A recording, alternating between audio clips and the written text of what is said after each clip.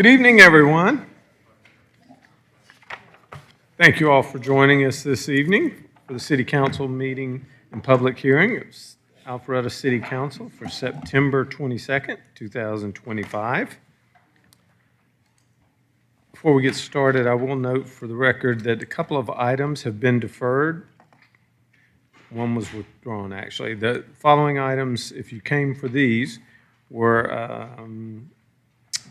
Z-25-07/CU-25-15/V-25-20 Alpharetta District Places, MP-25-05 CU 25-07 Northwind Summit View Vertiport. So those two items have been deferred until October 27th. So you just bought yourself some extra time if those items were what you were interested in this evening. The other item is Z-25-04/V-25-07 Madewell. The Milton Avenue trace has been withdrawn by the applicant and will not be considered this evening. So I'll go ahead and call this meeting to order. Note for the record that all members of council are present and accounted for except for Councilman Mitchell, who will not be able to join us this evening. And as always, we begin our meetings with Pledge of Allegiance. So if you're willing and able, please stand and join us. I pledge allegiance to the flag of the United States of America and to the republic for which it stands, one nation, under God, indivisible, with liberty and justice for all.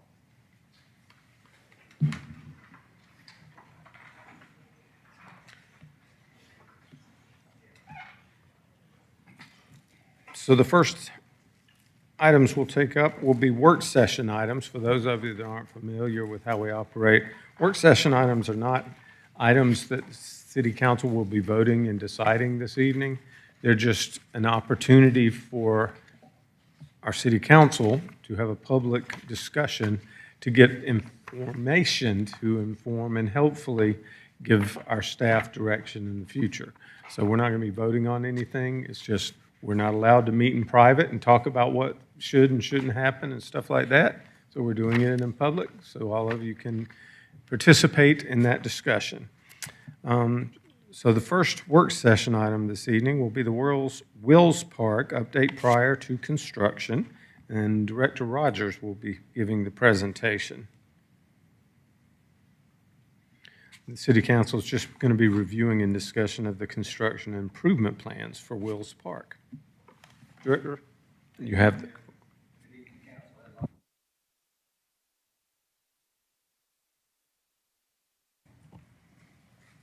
Thank you, Mr. Mayor. Good evening, Council. As always, it's a pleasure to be with you here tonight. Since it's been a minute since we last talked about what's getting ready to happen at Wills Park and the Equestrian Center, both Wills Park proper and the Equestrian Center, we thought it'd be good to workshop these two projects tonight so that we're all on the same page, because within the next couple of months there is going to be major construction happening throughout Wills Park. And so I think we're all going to get a lot of questions about things, and we're just going to try to bring you up to speed on some things. I'm going to move over to the overhead as we run through these, the packet of information that you had. Turn this one off. You want me to leave that one on?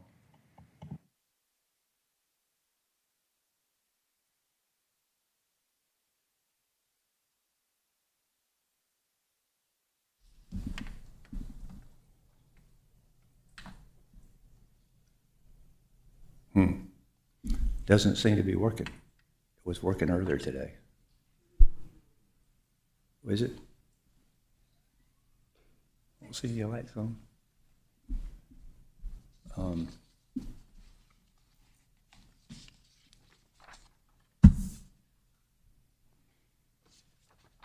It is working. Thank you. So one of the biggest things that's getting ready to happen over at Wills Park is the coming.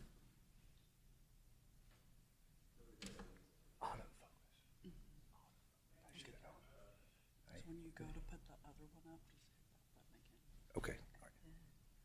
Got it. There you go. Okay. Thank you very much.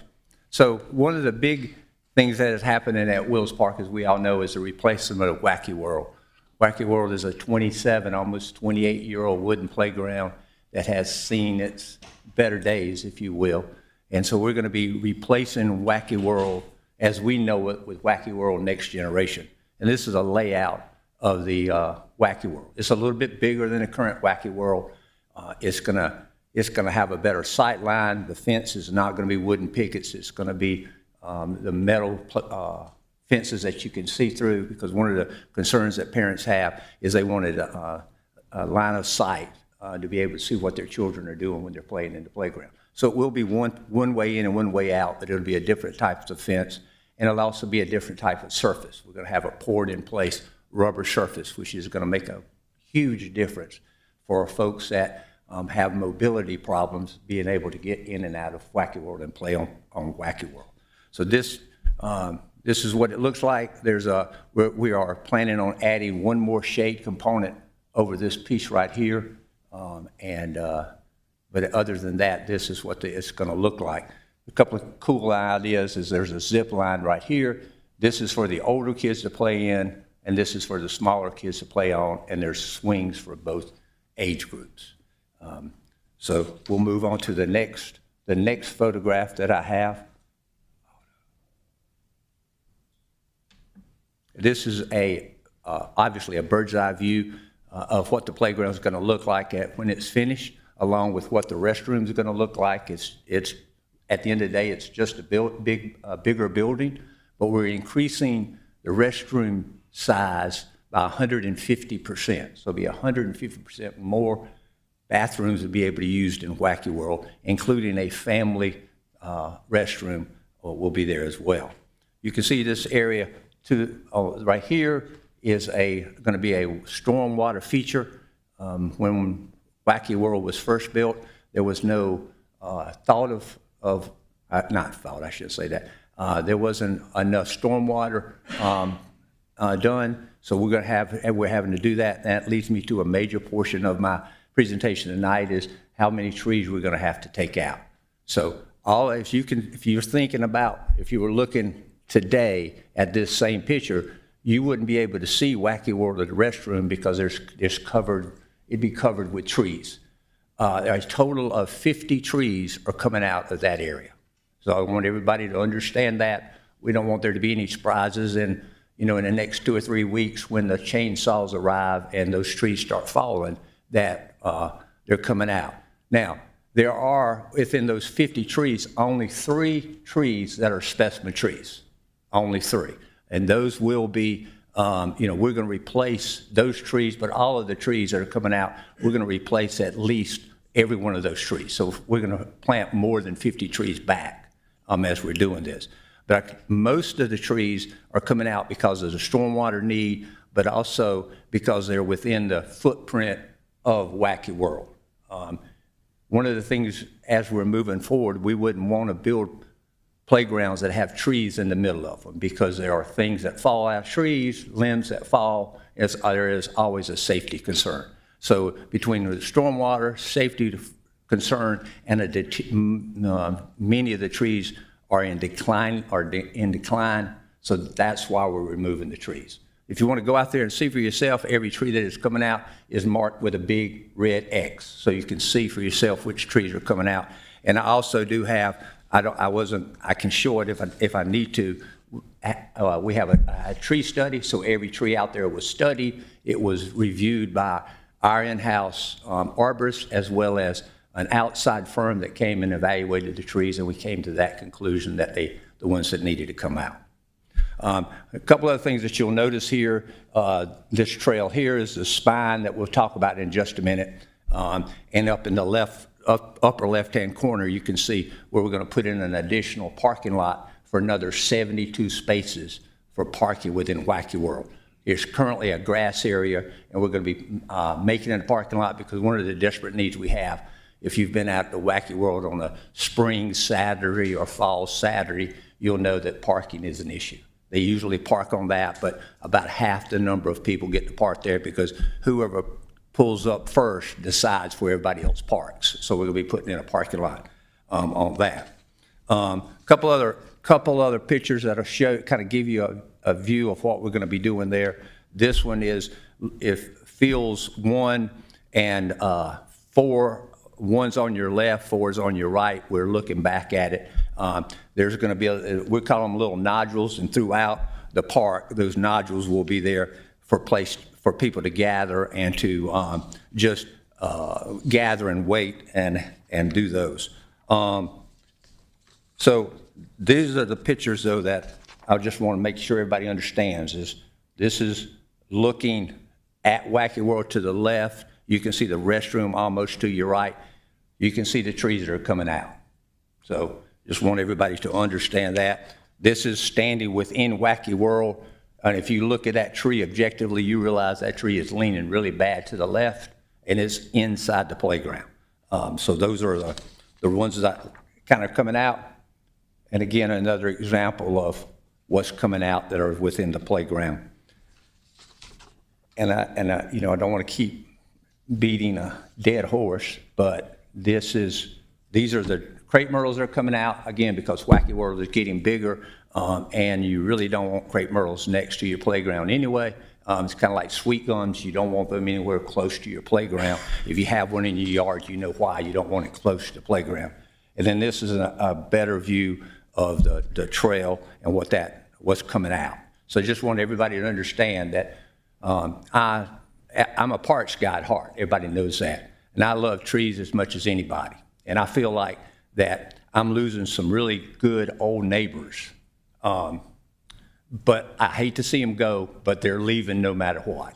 So I just want everybody to know that we didn't decide on these trees arbitrarily. They just have to come out for us to really meet the level of service that people are expecting us to meet.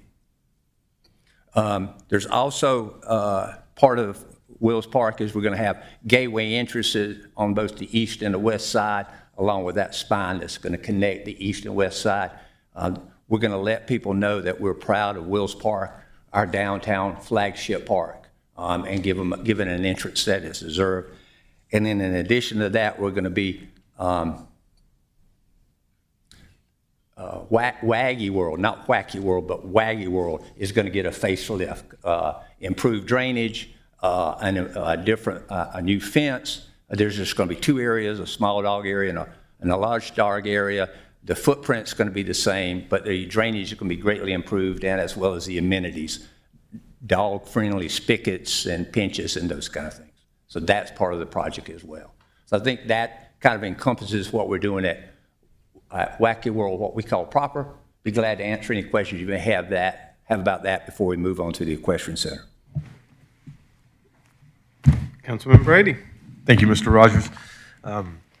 And I understand, I mean, I'm there all the time at Wills Park and understand completely what you're saying. There's a lot of pine trees, and there's a lot of those trees that are kind of at their end of the life. Like, I mean, they kind of exhausted themselves. And I know there's a few that we'd love to save, but we can't. So I understand exactly what we were talking about. Would you mind kind of take us a little bit through timelines, if you don't mind, for, you know, what you're looking at now for construction? Yeah. Or like, So what are we looking at over the next 12 months or 18 months to Yeah. start it, complete it, and when it will be finished? The last day to play on Wacky World will be Sunday, December the 28th, next Sunday. So we're going to close it at 9 o'clock on Monday morning and start dismantling Wacky World. The construction fence will go up around August the 1st around the whole project. And that means Wacky World, the stormwater, and the restrooms will all be constructioned off, with the anticipation completion date of this whole project somewhere around the 1st of May in 2026. So they're ready. ICANN is the company that is doing the work. They are gearing up and making sure that they will be able to hit those deadlines. So we'll close down somewhere around the end of September and open May, somewhere around the 1st of May in 2026. As a follow-up it's a question, quick turnaround. I think I got some of those dates mistaken. I think so. Did I? I heard December, and that really Oh, I'm is sorry. September. And then the other date is October 1st. I heard August. So I did. I kind of got off because I was saying September, and then October. I might have thrown December in there because I was listening to a Christmas Carol today for some reason. But so I'll be clear: is that September the 28th? That's when the clock starts, and they said they're going to be done by May 2026. Okay, I just wanted to make sure. I was a little confused myself. Councilman Dorito. Thank you, Mayor, and Merry Christmas, Director Rogers. Merry Christmas. Just a question, on the dates that you outlined and the construction period, what's going to happen? Can we, or is there a communication plan to the community as far as everything you're outlining tonight that we can put out there? So Yes, people are aware. Yeah, we've been working close with Deanna in the communications division, and we're going to put all that out, and we're going to map it all out. There's still a couple of, they're still trying to decide, make sure that they have all the materials before they start and that, but they're pretty confident of that schedule, and we're going to communicate that very, and keep it updated. Make sure that we keep the information updated as we go along. I just want to compliment you and your staff. When you see the design and what you accomplished, and there's a lot of work that went into getting to this point, and I know that. So I just want to publicly acknowledge that and thank you and your staff for doing such a great job on behalf of the citizens of Alpharetta. Thank you. Well, Alpharetta's built a good team, and that allows us to get to places like this because it's just not the Recreation and Parks Department. We wouldn't be here without our friends over at Public Works because they have just done a lion's share of the work that I'm showing here. So it's been a great team, and we're all excited about where this is going to take us. Councilman Heights. Thank you, Mayor. Director Rogers, a couple of things with respect to the trees being removed, such as the crepe myrtles. I'm going to venture a guess, based off my crepe myrtles, that 30 years ago, those weren't very big. They were not. Yeah. So when those were planted, one person could have probably grabbed a pot and took it and showed where it needed to be planted. So the original designed Wacky World had trees planted that have since grown. We're going to plant trees that will later on grow, if I understand correctly. Right. And one of the interesting features of this that I'm curious about is it looks like there's going to be additional shade added by these canopies. Now, I'm looking at that photo there. If you're able to put it up on the screen, people in the audience can see that. Is that up, or can you put that up? I've got it right And if here. not, it's not a big deal. Oh, no, I've got it. So it looks like, and I'm thinking this is a great design by whoever the design team is, that these canopies are going to, provide some relief for our youngsters when they're out on the playground in the heat of the day. Is that not correct? Yes, that's correct. Now, what do we know about the canopies or the coverings in terms of maintenance? Is this going to be a canvas material? Is this going to be something that's more plastic, or what do we have? It'll be heavy-duty canvas material, which is very similar to any of the shades that we have, particularly if you look at Waters Road Park or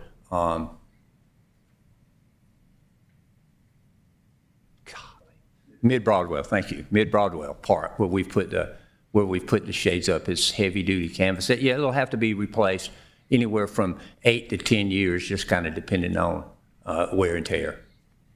I think if we get 10 years, that'd be a good lifespan. Second thing I wanted to bring up during this work session are the expanded parking pads. I pulled up Google Maps, which I don't suppose that we would have, but I see the parking pad between the swimming pool and the existing parking lot. I understand that's going to be one of the areas that's going to be expanded and turned into additional parking? No, the area that's going to be turned into additional parking is on Old Milton. It's the grass area on Old Milton. We're going to make that.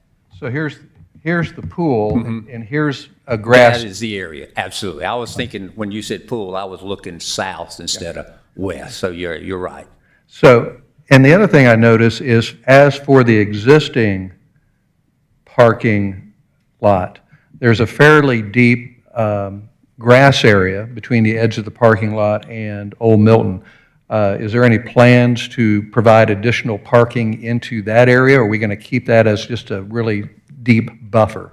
Just a deep buffer. They did look at the possibility of trying to push that out closer to the sidewalk, but you didn't really pick up, you couldn't get a whole nother row because of the need for, two cars being able to pass. So we looked at that, but there was not enough significant parking to cover the cost, if you will.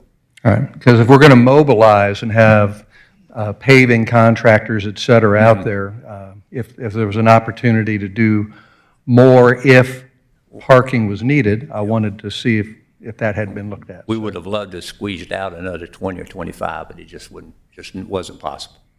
Well, there's a lot of people in town excited about Wacky World, so great job. Looking forward to it. Thank you. Any other questions? Councilman Dorito?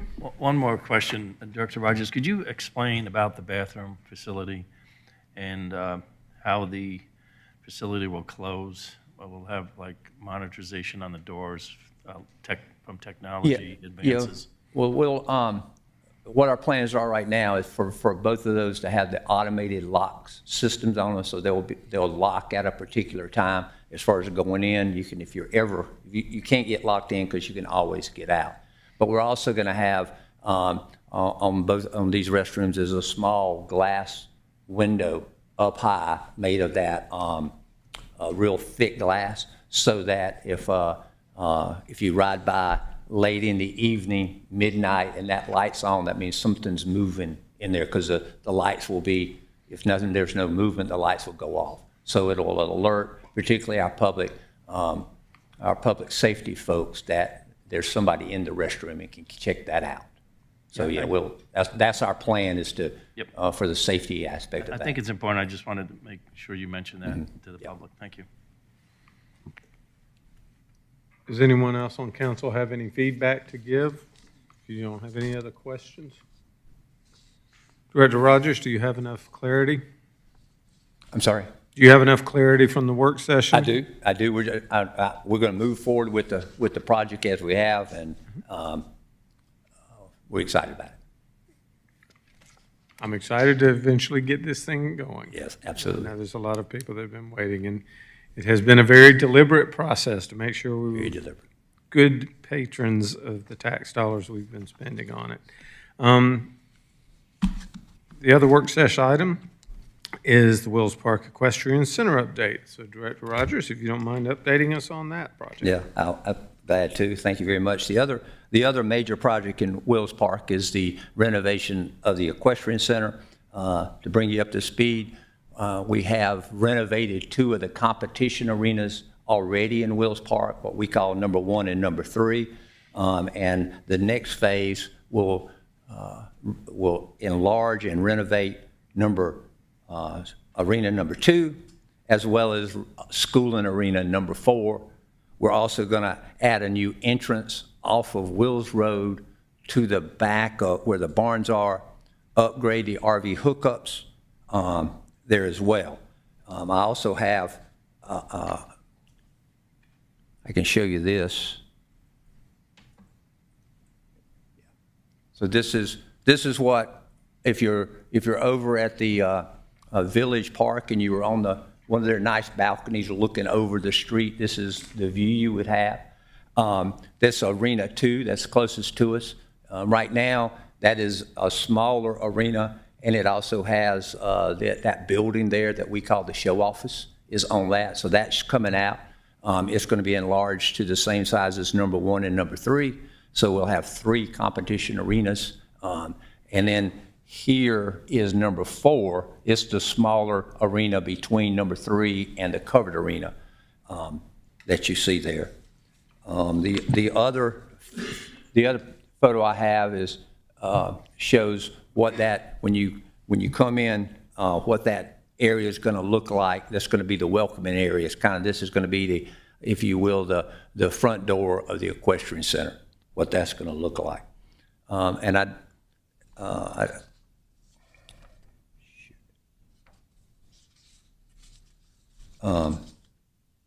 then Same thing applies over at the Equestrian Center. Quite a few trees are going to come out.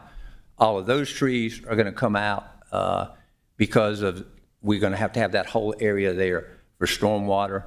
2 of our disc golf holes will have to move because we're going to have to drastically improve stormwater over there. So those trees are coming out. This is looking back. That row of trees is also coming out, and that's that would be the south side of the park.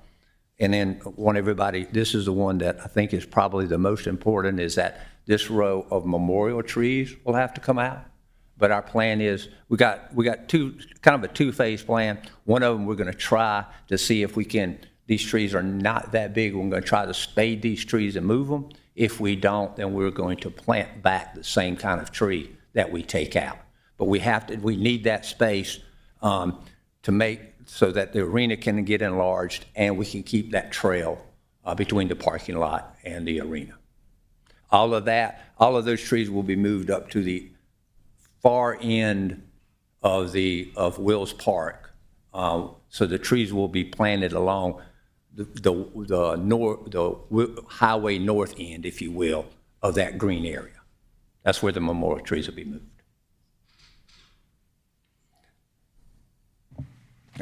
That's just an update on that. Be glad to answer any questions you may have about this project as well. Councilman Brady? Yeah, and I guess the sensitivity really is the memorial trees. I just kind of wanted to ask you, I know there's plaques out there for families and stuff like that. And they understand kind of what to move, but what's going to be your process of like notifying them, or do we kind of, what do we do to help? Yeah, we're trying to find records where those memorials were installed. We haven't been able to find all that, but the ones that we have, we've reached out to them to make sure they know what we're doing and let them know that we are going to attempt to, like I said, spade the tree, and if we can't, then we'll plant that same tree at another location. So we understand that's significant to those individuals. And I think you can see there's probably about 10 along there. Also, just want to applaud you a little bit on your use of pervious kind of stones in this area in the question. First of all, it goes with the question, it goes very well, but we don't have to pave everything. And I think drop-off areas and all that, I think it works really, really well with the stones. The more you can encourage that around this area, I think aesthetically it looks better, and it's also much better for our storm water impact in that area also. So thank you so much for your efforts. Thank you. Councilman Dorito? Yeah, I just want to acknowledge that the current work that's been done over at the Equestrian Center is just absolutely top shelf and beautiful. It really has put Alpharetta in the limelight as far as your equestrian competition and things, which is really part of the history of Alpharetta. I also want to recognize Cheryl Sims, who's the president of the foundation board, and the board themselves for the partnership that they've created with the city, and thank the voters for supporting the bonds that were contributed here to make this happen. This is going to be an unbelievable, beautiful facility at completion, and we're going to be pretty proud of this when this is all done. So thank you to you and your staff once again for all your hard work behind this. Councilman Hypes, is there anything you'd like to ask?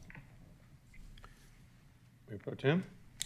So Morgan, I've spent a lot of time over there when my kids were younger at the Equestrian Center with my daughter, actually. But the main question I have is trying to understand what these pictures are to what exists there now. Like the circle where you've got the drop-off, where is that? It's there now. It's this. Let me the concession let me pull stand? the picture back up. I can explain it better by when we're looking at the picture. So that's the concession stand that is straight ahead. Okay. So The brown one or the metal one? this one is the concession stand that's there right now. The Okay. block one. So it's going to be graded? Yeah, it'll be graded. We're going to grade that down, and then Okay. we're going to cut off traffic going up there. So you're not going to be able. Right now, you can drive straight up here and go there. So we're going to cut traffic off here, and with the new entrance, it's going to be able to come around and go to the back. So the entrance is coming in down at that end of the parking lot? Yes, between the between the community Garden? and where that small dirt arena is, it's going to come in right there. So what will happen during a horse show is that this entrance, the new entrance, will be the only way in and out, as we're going to, when the competition starts, we're going to close this off, because this is where all the horses and the people are walking. Right. So it gives us that ability to keep the traffic, keep cars separated from horses and people. Because that is, if there is an issue, if there is one big issue, it's that sometimes they're in competition with each other over at Wills Park. So this gives us that ability before for people to drop off, but then after it's going to be closed off, and we'll treat this as a promenade area, if you will, and people will be able to walk freely through there. And that's going to be a huge, huge upgrade for the equestrian center. Thank you for explaining that, Right. because the topo is much different now. Yes, it is. Much. The fact that it was level threw me off, because there's usually about a 12-foot drop from the concession Yeah, stand. it might to not that be part. quite as level as the picture showing it, but it's going to be close. But there's a good bit of area between there and the concession stand. So I think one of the things that staff is most excited about is the new flow that the equestrian center is going to have. Is that we're not going to certainly have needs it. horses competing with cars, and the big horse trailers that are now 35 and 40 foot long. So we've got a plan for them to go in the back and stay back there. Okay, thank you. That helped me get my bearings. I just Yep. absolutely could not figure out where that was on the site there, but the site doesn't look like that eventually. Okay, thank you. No one else has any feedback or questions? Director Rogers, Thank you very much. clear direction. Thank you. You and your team. That will wrap up the work session items for this evening. Move on to the consent agenda. The first item on the consent agenda is the city council meeting minutes from the meeting of September 8th, 2025.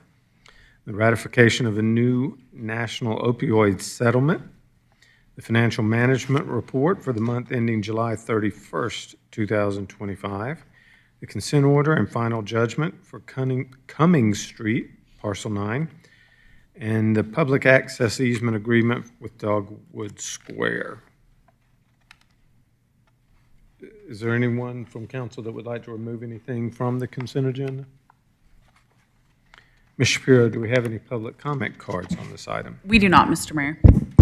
However, if anyone would like to come forward and speak on the consent agenda, now's your chance.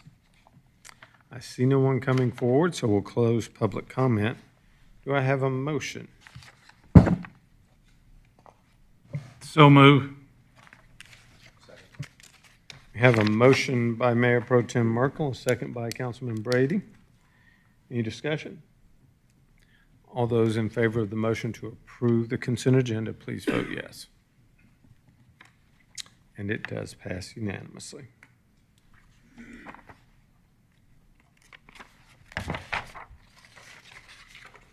Now we'll move on to the public hearing portion of tonight's meeting. Ms. S. Wine, before I begin, would you mind announcing the public hearing procedures? An individual requesting to be heard on a matter related to the purpose of the hearing must be recognized by the mayor before addressing the city council. Upon rising to speak, the speaker must identify himself or herself and furnish a home or business address before proceeding with any comments or remarks. The council will allow the proponents a total of 10 minutes to speak in support of an application. Opponents will be allowed 10 minutes to speak in opposition. Comments are accepted first from the applicant, followed by persons speaking in favor, and then from those in opposition. Upon conclusion of any opposing comments or presentations, the mayor will allow the applicant to offer rebuttal if any time is remaining in the originally allotted 10 minutes. Thank you very much. So the first item on our public hearing agenda this evening is CU-25-14, Image Studios, Windward Master Plan, Pod 4. Director Cook, I believe you have this item.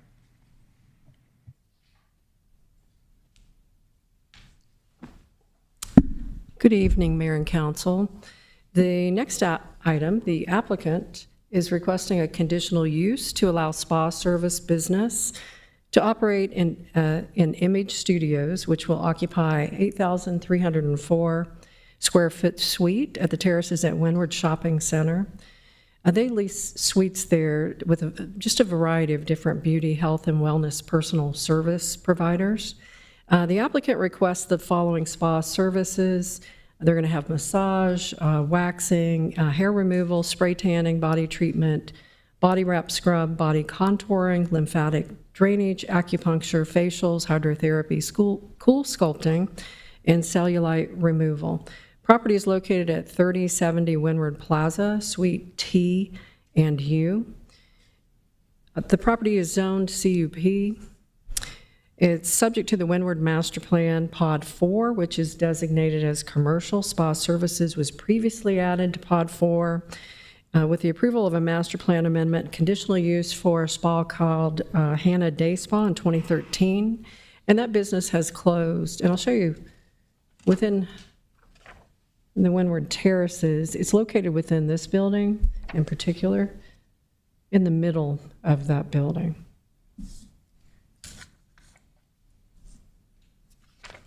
So the previous spa services has closed, and the comprehensive land use plan designation of the property is commercial, which supports the applicant's request.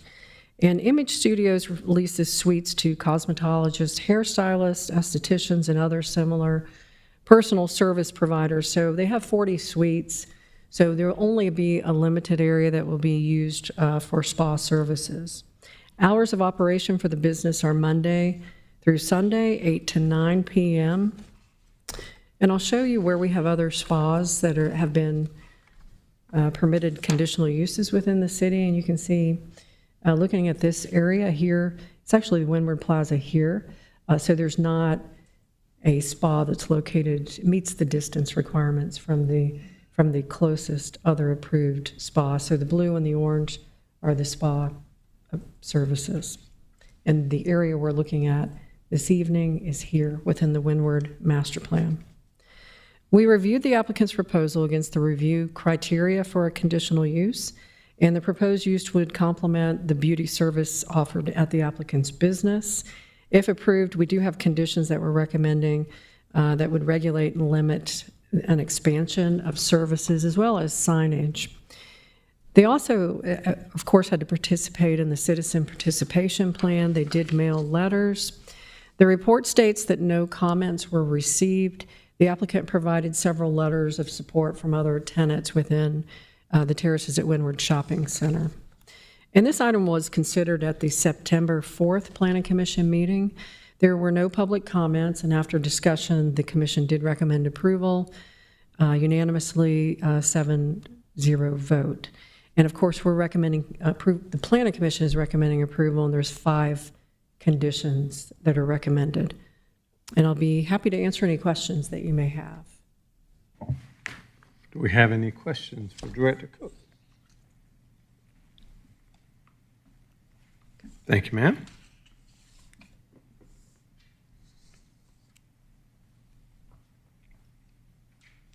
Would the applicant like to come forward at this time?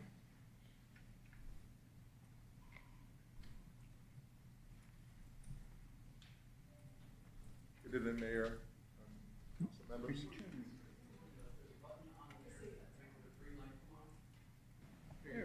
Okay.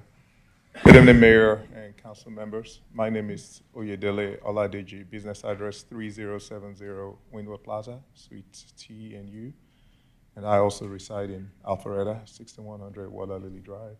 I have resided in Alpharetta for about 17 or 18 years now. You have 10 minutes I do. Oh, I have. to advocate for your project. Really, I'm happy to take any questions, but this is, it's an investment opportunity. Image Studios is a national brand. It's a franchise operation offering salon suite, modern upscale salon suites, providing space for entrepreneurs in the beauty, health, and wellness spaces. Construction has been underway now for the better part of the last 4 months. I'm expecting a certificate of occupancy by the end of the week, hopefully. As I've been marketing these to prospects, There are a number of them that offer services that require the spa conditional use, hence the application. And so I think it complements the range of services that we're looking to provide across beauty, health, and wellness. And I am certainly craving your indulgence, your permission, and your approval of my request. I will take any questions. Do we have any questions for the applicant? Councilman Hypes? Is it Mr. Aladaji? Yes. I was interested in your operation. What types of services do you provide other than the massage services? By far, majority of the services, well, it varies from location to location. I happen to also have an existing location in Johns Creek, the city of Johns Creek, and another in the city of Roswell. And the services vary from location to location, but the biggest will be hairstylists, is the population most represented.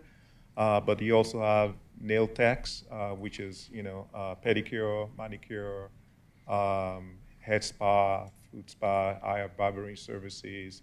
In one of my locations in Johns Creek, I actually had a dentist who also, was renting the space and doing teeth whitening and straightening in that location. I have, not in Alpharetta, not planned for Alpharetta, but in Johns Creek, there is also a tattoo service. There is waxing.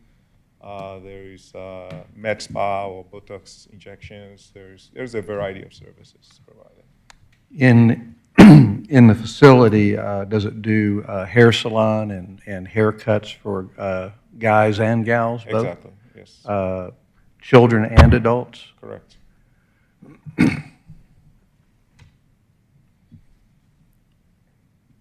And if I understand, it wasn't part of your presentation, but I was reading about Image, and I don't know if it was in the packet or not. This is your third franchise location? That's correct. Who does the on-site, who provides oversight that in each of your three locations? When you say oversight, they do not necessarily require a permanent person on site because I have managed access that is provided to all of the professionals. They work independently. They are not my employees. They rent space from me.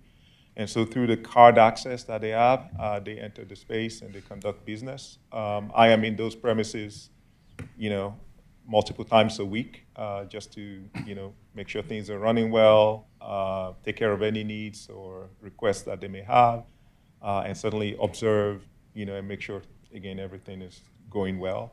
I also have security cameras, primarily for just deterrence or any kind of, just provide some level of safety, right? Because by far, majority of the population that rent from me and that also come for services is heavily female, right? So I want to make sure I'm providing a really secure environment for that.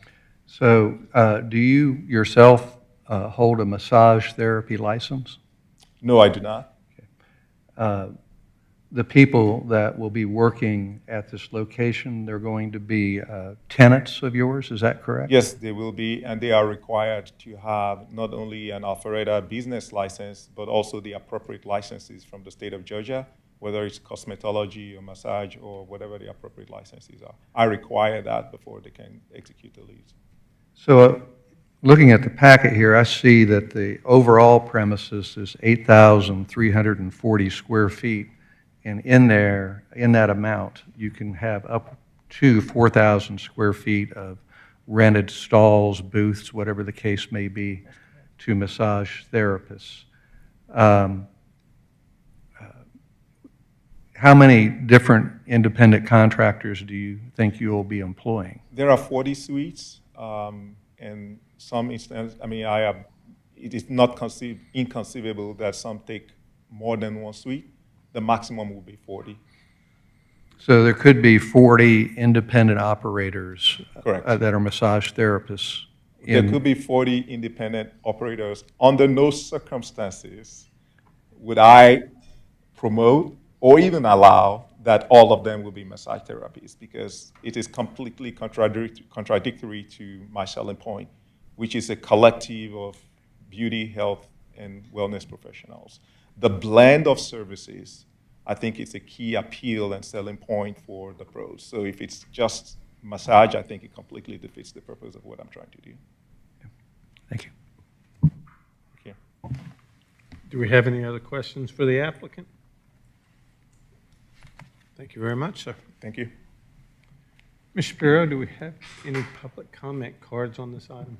We have none in favor or in opposition of this item. However, if there is anyone that is in opposition, now's your opportunity to come forward. I do not see anyone coming forward, so we'll close public comment for the opposition. Is there anyone who would like to come forward and speak in favor of this item? I also see no one coming forward, so we'll close public comment. Do I have a motion from council? Yes, sir, Mr. Mayor, I'd offer a motion this evening to approve CU-25-14 Image Studios Windward MP Pod 4 as presented to us this evening. Second. We have a motion to approve by Mayor Pro Tem Merkel, second by Councilman Dorito. Any discussion? Councilman Hypes. Yeah, I'm always appreciate folks who want to bring their business to Alpharetta.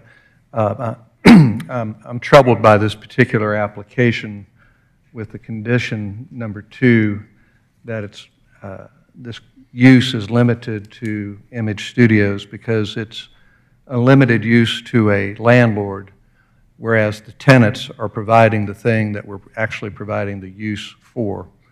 I mean, this is going to be an environment with kids and adults. It's going to be an environment with a lot of different folks who are tenants and independent contractors providing the massage therapy.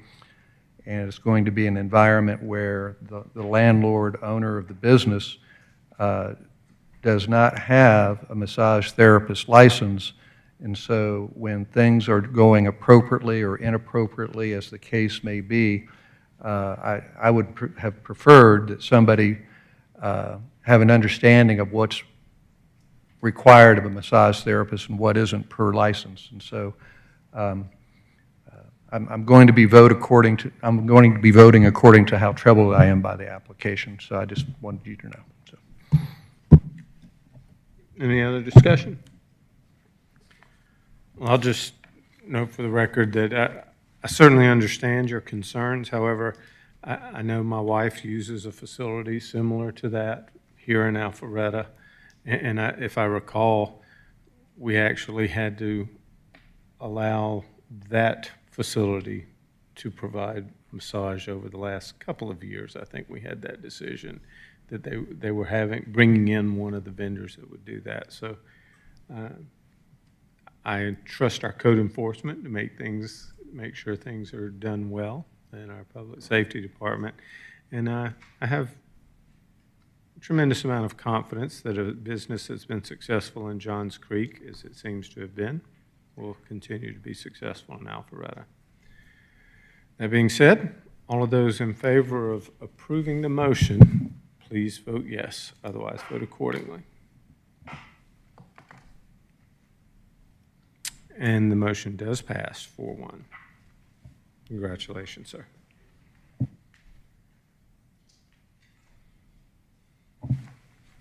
So the next item up is PH-25-14, Spirit of God Church, change of condition. Director Cook, once again, you have the floor.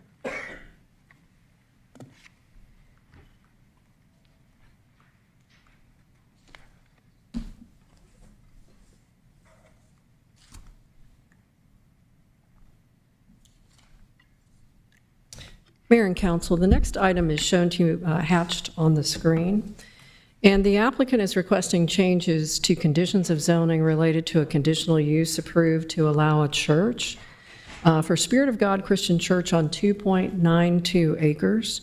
The applicant requests changes to conditions related to the site layout, building design, retaining walls, and tree removal. Property is located at 1200 Upper Hembry Road at the northeast corner of Upper Hembry Road and Harris Road. The property is zoned O&I. To the north is R10. To the west is R15. I think this was just a couple of years ago. This was split into 3 different lots. To the south was the old Farm Harry's Market, which was rezoned from PSC to the R8AD. And then to the east is OP. The applicant is requesting changes to conditions of zoning, which was related to their previous approval for a conditional use that was approved in 2020. Back in 2020, and I'll show you the site plan in just a minute, but they were approved as a conditional use for the church, but they had a site plan that didn't fit all of the parking on their property. So what they're coming forward with is to change the conditions which tied it to a site plan that didn't meet all of the parking. So it was, the council had approved it, but said they would be required to meet all the parking on site. So they're looking to change a couple of conditions in order to meet that approval. Previous condition 2, which was property shall be developed substantially similar to plans, and they're just changing the date, updating it to the new site plan, which meets the parking. Building shall be primarily brick or stone on 3 sides with a gable roof and compatible with the residential character of the area as approved by DRB. So staff had recommended that there be a gable roof for the new architecture, because right now this is what it looks like. So it's a still residential house. They haven't made the improvements since 2020. And so we had a condition that said new construction should be residential in nature, have a gable roof. They are requesting that condition to change in order to approve this elevation, which should be within your packet, and I'll show you the side of that also. So it's brick and stone, but it has the flat roof, which we consider a contemporary architecture. They're also looking to change condition 10, which said retaining walls visible from the street shall be decorative as approved by DRB. And then the part they're looking to change is the last, retaining walls visible from off-site shall not exceed 11 feet in height. So I'll go over the site plan and you'll see where they're showing the retaining walls. So this is Harris Road, this is Upper Hembury, the new building, less than the allowed square footage that they're requesting, a little over 14,000 square feet in the middle. And then they still have the required 50-foot undisturbed buffer. The undisturbed buffer, of course, is required here adjacent to the existing residential property. They do meet the parking requirement. In fact, they exceed the parking requirement. For the size of the church and 170 parishioners that they plan, they would be required to have 85 parking spaces. They actually have 16 extra, 101 parking spaces on site. So they meet and exceed the required parking. They do have tree save along Harris Road, which was an important to staff as well as the surrounding residents when we went through the conditional use in 2020. Because when you're going into Harris Road, of course, you're entering into the residential street, so they have the tree save here, as well as the 50-foot buffer. They did have a previous condition of zoning that requested that they attempt to tie in the stormwater runoff into the residential area that's located to the north, if the residents accepted and wanted that tie-in. They did go and talk to... My apologies. That's right. They did go and talk to a few of the neighbors who were not interested, because if you extend that stormwater pipe, it's just going to remove too many trees through that 50-foot undisturbed buffer. And I'll show you also, I think it helps to look at the old plan from 2020. So here's the old plan from 2020. They did not meet the required parking on site. They had requested a variance in order to be able to share parking with the property owners to the east.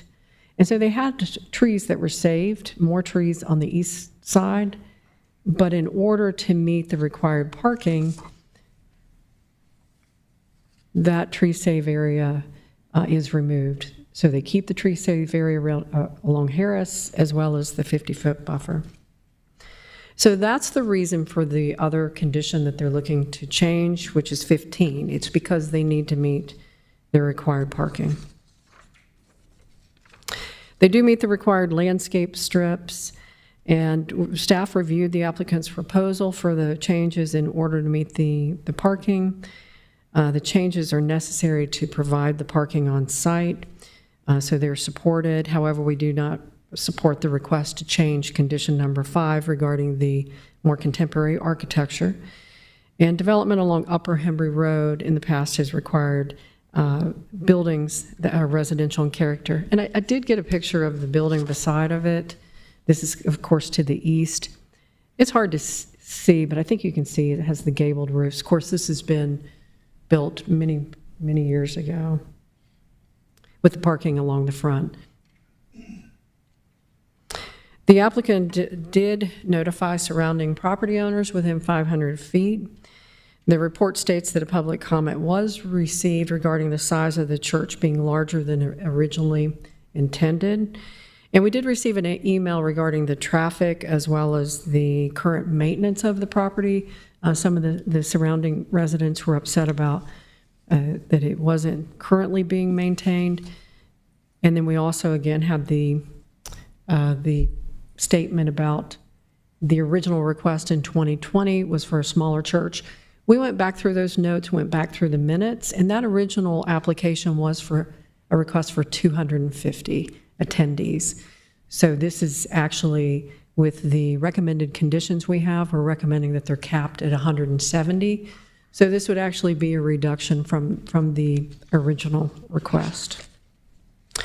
We're recommending approval of PH 25-14 Spirit of God Church, change of condition subject to several conditions. And if you look in the staff report, the conditions that were changed, they're shown to you in red. And just looking at that, number 1, we did change, we added a cap of no more than 170 seats. Number 2, we just changed it to meet their current site plan. And then 10, regarding the retaining walls, if they're visible, they have to be decorative, approved by DRB, and a maximum height. And then 15, tree save areas shall be as depicted on the plan prepared by Foresight Group, revised 8/13/25, which is what is shown here, and that's in order to meet the parking. But if you have any questions, I'll be glad to try to answer those. Do we have any questions? Councilman Brady?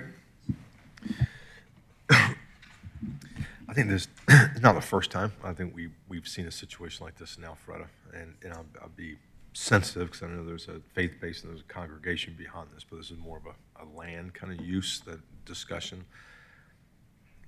We have an entry of an application that always comes in and says we're limited to a certain size, we're going to limit to a certain scope, and a certain amount of time goes by. It's like, well, no, we want to build something significantly bigger, significantly out of the design that was originally agreed upon by the neighbors and especially the immediate impact of those neighbors that are next to that, and especially adding more residential in this area, that sensitivity is there. So I just want to, I guess, ask, when you're putting in gable roofs, what's the height of that? Is there height max to go up? Is that a 2 level, 3 level, 4 level? What? No, it's 40 foot. It's a 40 foot max. Okay. In the elevation, if you look, they do have a height shown that shows 42 feet. So if you approve this elevation, they would have to meet the 40. So it's showing 42, but the maximum height in O&I is 40 feet. And will staff govern that design and that design aesthetics and quality? The design will go to DRB. It is under DRB? Yes. Okay. All right, thank you. I'm just cautioned about it. Just keeps Sure. coming back, it keeps getting bigger and bigger and bigger, and then we have this conversation and we can't limit size, we can't do this. I just want to be really sensitive in what Yeah, we're so- asking for and make sure agreements were made upon the initial purchase of the land and the purchase kind of piece. We make sure we maintain the agreements that we had to begin with. And the difference is, when you measure height, when it's a modern flat roof, you can go 40 feet to the top. If you have a gable roof, it would be a little taller because you measure from the middle, basically, of that gable. So our recommendation, though, to begin with, was more of a residential in character church, but the request is for the flat roof. On the, just questions out of curiosity, inside, is there commercial kitchens or anything like that? Is it just mostly natural congregation with offices, or what's the use inside the building? Would that just be a congregation, or is it going to be school activities or extra kind of after school, all those expansion of services? So they're not approved for a school. It's limited to Sunday worship service, weekday Bible study, administrative office, and occasional church-related services such as wedding, baptisms, funerals, or similar. And then residential use is prohibited. So to have an actual school, they would have to have additional approvals. They probably will have a small kitchen as part of the plan. Okay, great. Thank you so much. Any other questions for Director Cook? Mayor Pro Tem? All right, while you've got this picture up here, just so we're all on the same page, this is not going to be built this way.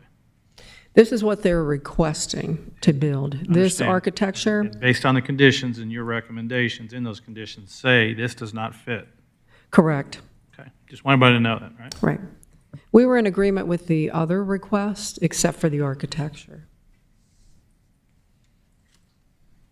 Councilman Dorito? Yes, ma'am, I was going to ask the same question, so it was asked already. Thank you. Any other questions? Kathy, I do recall this zoning, and I remember that there was a lot of discussion about this project, because even then, it was surrounded by a lot of residents that were not happy about making that a commercial. So it was originally a residential when they came for the first zoning, correct? No, it was a conditional use. It was already zoned O&I, so. Okay. It was just a Was conditional it use. actively a business? No, so it was, Okay. it was zoned O&I, but it was still just being used residentially, was the previous. And I Okay. didn't go back before the 2020, but I do have that file. I can see how it was zoned to O&I previously, but in 2020, it was just the request for the conditional Okay. use. So at some point, it was a residence, it was still being lived in, and somebody rezoned it to O&I because they wanted to do a commercial project there. Yeah, and a lot of these areas were annexed, and so they were annexed different pocket areas, and we had to accept the zoning that was placed on it by Fulton County, but I'd have to do a little more research to see when it became O&I. But it was O&I I was in just curious, I was 2020. trying to sort through it, it's been several years. Right. I just remember that we struggled with it because it was so out of tune with the residential around it. And I know we've added a great deal of a residential across the street. It used to be an Sure. empty Harry's, and now we've got a subdivision going in across the street as well. Okay. Thank you. Yes. If there are no other questions, thank you very much, Director Cook. Would the applicant like to come forward?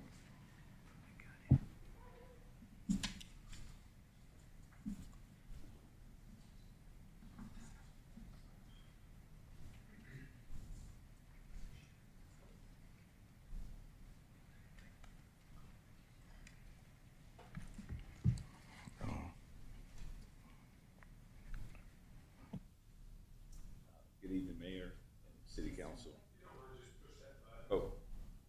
Oh, okay, there we go. All right, good evening, Mayor and City Council. My name is Pastor Randall Knighton. My address is 7197 Bellcrest Drive, Johns Creek, Georgia, 30097. I'm the pastor of Spirit of God Christian Church. Also with me is Jack Johnson, who is with Foresight Group, who has designed the site plan that was shown as well, and then the architects for the modern architecture, William Murphy and he's gonna kill me, Jim is here tonight as well. I do want to present, in regards to that, I thank the staff. I first do want to thank the staff for working with us from our last appearance in 2020. We're a church. We've been in Alpharetta for 21, going on 22 years in February. We've been a good neighbor. We've been a great civil organization, I believe. On this property, we were zoned, it was a conditional use permit to put a church there. We had a larger design when we came in 2020, but things have changed, and so our design has been reduced, which also allowed us to meet the conditions for on-site parking. In regards to the modern architecture, which I think is the only thing that the staff has issue with, or it's not because a gable roof and more residential, it just fits who we are. I know Tesla's down the street from us, and I know we're surrounded by houses, but it's more of, if I may say, I went to the prom in 1983. I wore a big tuxedo, you know, with the big ties and the big fluffy ruffles. Some of the guys wore powder blue, but that was 1983. When I looked at my nephews, Milton High School, they go to prom now, sleek suits, very modern. They look very good because it's 2025. Our simple request on this is that the design that we're requesting fits who we are as a church in 2025. And it is a building that still is not horrible or anything like that, and I don't think it's an eyesore in any way, shape, or form, but it would still be functional for us. Are there any other questions? Or? Do we have any questions for the applicant? Councilman Dorito? Welcome, Pastor. Yes. Appreciate what you do in the faith community. It's very important. Do you have a picture of the rendering of, because the only picture I have in my packet is the flat roof. Oh, You'll- yes. And I know there's references to 2 revised plans from Foresight Group, one from August 13/25, and I guess June 20th, 25, unless it's the same rendering. Just update it. You are looking Like the for one- original approval, do you have a rendition of what I do believe, yeah. the church was going to? I don't know if she has, I have one on my iPad. Do you? Just, The one that we approved in. yeah, just the one that was approved back in 2020, 2020. Yeah. You have that one. We didn't approve one back in 2020. They actually submitted They just- something similar, sorry, back in 2022 that was contemporary, and that's why we put the condition. So we haven't seen one that's more residential in nature that we're requesting. Okay, and Pastor, could you either confirm that the 170 is what you are actually looking for? A Well- max of 170, or? Yeah, well, one of the. Why go from 220 to 170, I guess, is my question.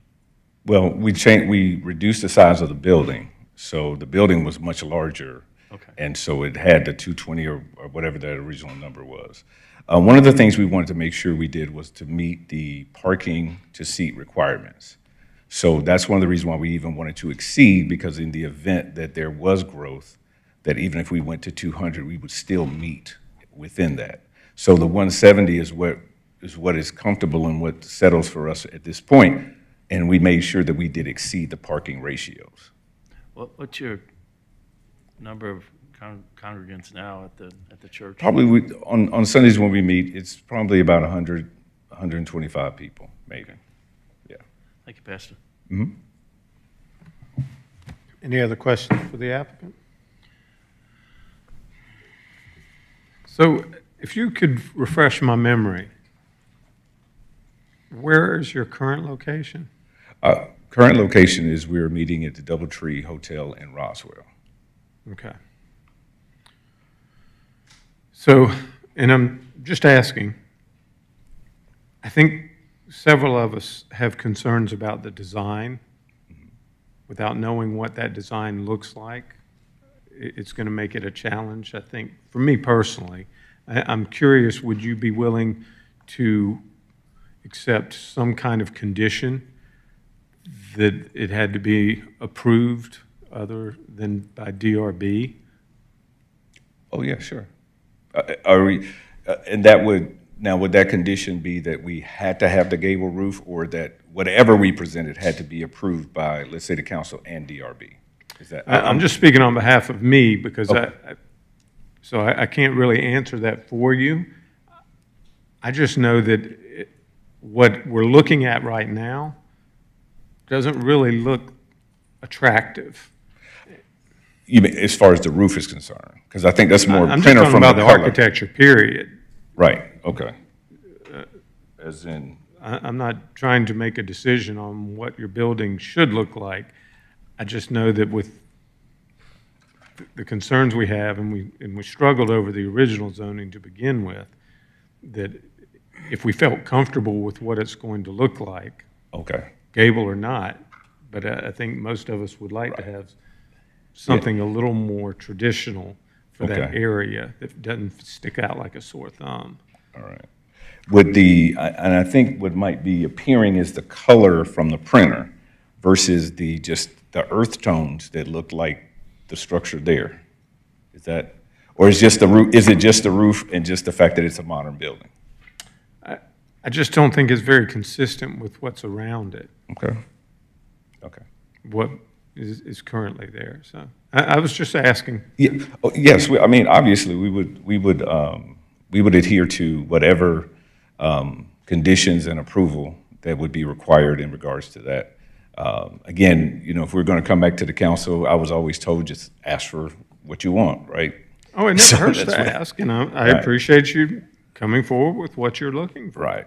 I've got no problem with that. I just, like I said, I always try to find some way that it's a win-win, Yes. and I was just curious about that particular item. Yeah, so my answer to that is yes. Yes, we would certainly be okay with conditions put upon it upon approval.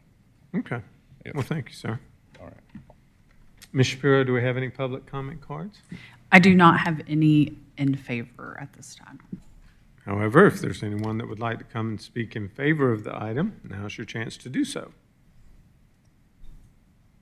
I see no one, so we'll close public comment. Oh, we do have someone.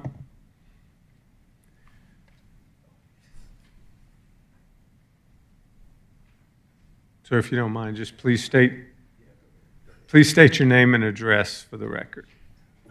My name is Jim Mocht. I live at 215 West Cherokee Road in Cartersville, Georgia. I'm the architect that did that flat roof. And my question is, I think the program, the building, because of the materials, lends itself to residential. They're soft bricks. It's earthy. My question would be, can we mix a gable in the center and have a flat with a decorative frieze on the sides? Would that be something that would fit in your opinion? In my opinion, I'm not going to sit here and try to design the building. I'm not going to. So I'm trying to find out where our boundaries are. Is it There are no total? boundaries at this point. Okay. Like I said, It- you're just asking for something that isn't automatically legal, so we have to be thoughtful about what we're doing and the impact Right. it's going to have to the property values and the neighborhoods around there as well. So. And you said the word traditional design as opposed to something more contemporary. That's my understanding. I just want to make sure I understand right, since I'm Like going I to said, talk. I'm not here to tell you how to design your building. I just, I'm not comfortable with what I'm seeing. I don't feel like I know what's going to end up being there. I see. I see. You know what I'm saying? Yes. Basically, the condition says it will be decided by our design and review board. And I'm not always comfortable with the outcome of the design and review board. With all due Okay. respect. Thank you. I understand. Great. Well, I think it will be a asset to the neighborhood. It's mixed. It's not all residential.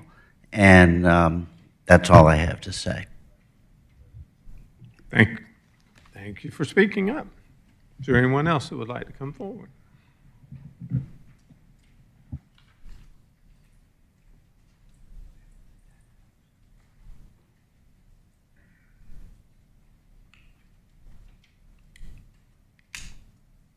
The lights on? Yes. Good evening, Mayor, council members. First, I'd like to thank the pastor for reaching out to the adjacent properties and neighbors. I live at 40, my name is Dennis Rice. I'm sorry, excuse me, thank you. Dennis Rice, R-I-C-E. I live at 4204 Harris Ridge Court, which is an adjacent property. The original design called for a 20-foot retaining wall behind my property and theirs, which I am to understand. I'm asking this just for clarity, now that they're reducing that down to 11 feet. Is that correct? Okay, 11 feet. And also there was a drainage issue with respect to the property that they were going to, or they had proposed to take through some of the neighborhood properties, mine specifically. And I'm wondering if that had changed. I'm just asking this for clarity. There is no longer going to be a drainage issue going through any of the properties in my subdivision. We're at Creekside at Henry, which is the back adjacent property to that. Just wanted to find out for clarity because it wasn't really addressed in terms of how they changed their drainage, which was originally going to go through my property, and also the number of trees that were going to be removed.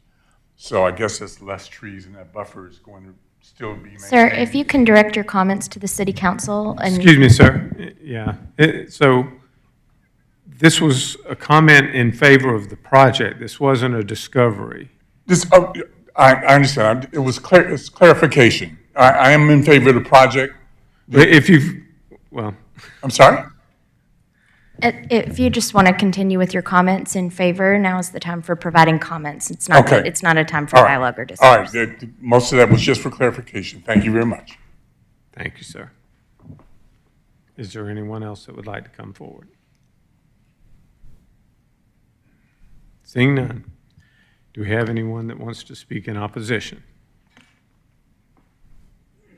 I see no one else come forward, so we'll close public comment. Do I have a motion from council? Yes, sir, Mr. Mayor. I'd offer a motion this evening to approve PH-25-14, Spirit of God Church - change of condition. And I would add on number 5, the verbiage with final approval by city council for architecture. Then it can come back after DRB. Second? We have a motion by, on my mic, have a motion by Mayor Pro Tem, a second by Councilman Dorito, I believe. Any discussion? Councilman Brady. Yeah, I just want to make a couple comments here, just because I have a lot of history. Lived in this area for 20 years right here, know this neighborhood very well, as residents. There was a situation kind of before, and I just kind of wanted to kind of say why the sensitivity's there. Yeah, and what you had, right, is a residential kind of house, kind of had an overlay into O&I, because that was kind of a, with the hospital there was a lot of health and kind of growing into that. It was a kind of be a corridor that would be used for a soft residential balance and impact right there. And we've seen it before where some of these homes were purchased and then kind of converted into the faith-based or a small kind of congregation. And then the congregation grows and grows and grows. And initially when they bought it, it was, well, we'll keep it small. Promised all the neighbors that we wanted to keep that residential aesthetic impact, because that's really what the core is aesthetically. They wanted to still feel like a neighborhood. They didn't want to have all the impacts of traffic going in and out, big lighted, parking lots and things like that. It had nothing to do with the use of it was just the aesthetic kind of impact to the neighborhood. They'd rather have it more of a softer residential feel right up against their current homes and things like that. The choice of the person buying that property is they could go down the street, right? It was a choice. There was a mention here of Tesla. Tesla's all the way down on Highway 9. The hospital's on Highway 9. BMW dealership's on Highway 9. That's where a flat roof building would be absolutely accepted, probably without much comments or concerns about aesthetic appearance. But when you're right up against a residential area and that becomes the issue, those were when it was first kind of purchased, and those were a lot of the residential comments that were in place. So for me, I kind of feel like a lot of our discussion tonight was to make sure that integrity of aesthetics, that residential impact is there, the scale is right, and it fits kind of what there. We want everyone to embrace it and to have it, but that's the importance of it. And if it's about choice, choice was in the beginning. Choice was a commercial site down the street that could have a flat roof and done that. This was a choice to be right here on the residential, so we want it to feel residential. So I just wanted to have those comments on why some of those statements are made because there's history of it happened before, and it's in the community, and they just wanted to make sure we embrace all of our folks in faith, but at the same time, we want to make sure that the aesthetic quality of the neighborhood is protected. So, thank you. Any other discussion? Councilman Drita? Yeah, just to add to Councilman Brady's comments, which are all in line with my thoughts as well. I think it's important to recognize that both our city staff and this city council this is a very sensitive application because it's for a faith-based community, and I think we want to support that, particularly in today's world. The more faith we can instill in our community, from older people and down to our young folks, is extremely important to me. And so I view this as hopefully coming down to designing the right facility that is conducive to the area, because we also have to be, as the mayor already pointed out, very sensitive to the neighbors and the property and the impact on their home values and that sort of thing. So we would like a facility that fits into the neighborhood character there, at the same time enhances the value of that community in that area, at the same time supporting a faith-based community. So Pastor, I hope you walk away here from tonight trying to figure out the best solution that reacts to the comments from us all here on the council tonight. There's no other discussion. All those in favor of the motion to approve as outlined by Mayor Pro Tem, please vote yes. Otherwise, vote accordingly. And it does pass unanimously. Congratulations.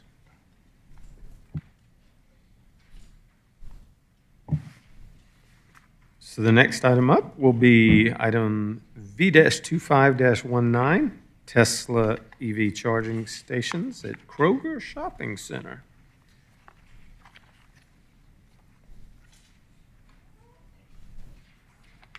Director Cook, once again, you have the floor.